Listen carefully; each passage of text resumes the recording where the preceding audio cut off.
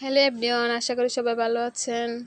চলে আসলাম পূর্বাচল নীলা মার্কেটে, চলে আসলাম হাঁসের মাংস খেতে সব বান্ধবীদের নিয়ে। এই দেখতেই পারতেছেন হাঁসের মাংস কত সুন্দর রান্না, একদম গরম দেওয়া উঠতেছে। ওইদিকে বানাচ্ছে চাপটি। এখানে চাপটিটা অসাধারণ খেতে, হাঁসের মাংসটা অনেক মজা হয়, অনেক অসাধারণ খেতে। আমরা তো কয়েকদিন পরে পরেই যাই, আমাদের বাসা থেকে বেশি দূরে না, পাশেই পূর্বাচল নীলা মার্কেটে।